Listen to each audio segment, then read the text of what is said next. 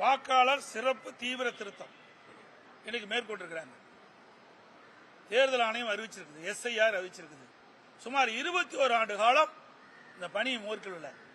இதற்கு முன்பு 8 முறை இந்த சிறப்பு தீவிர திருத்த வாக்காளர் பட்டியல் பணி நடந்திருக்குது.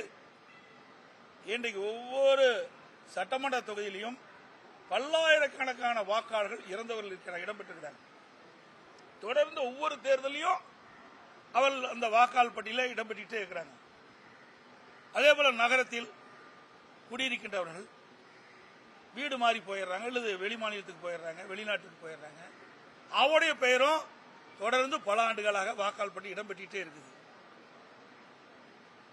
இப்படி முறைகேடாக இருக்கின்ற இந்த வாக்காளர்கள் எல்லாம் விடுவிக்கப்பட்டு தகுதியான வாக்காளர்களை வாக்காளர் பட்டியலில் இடம்பெற வேண்டும் என்ற அடிப்படையில் தான் SIR பணி முக்கியம், SIR முக்கியம்.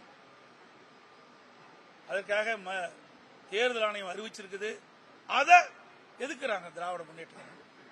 SIR என்றாலே அலறாங்க, என்னன்னே தெரியல. சார் என்று அலறாங்க. இப்ப SIR என்ற கேட்டாலும் பதறாங்க. கூட்டணி கட்சி சேர்ந்தவர்கள் அலறாங்க, என்னன்னே தெரியல. இதுல என்ன தவறு இருக்குது?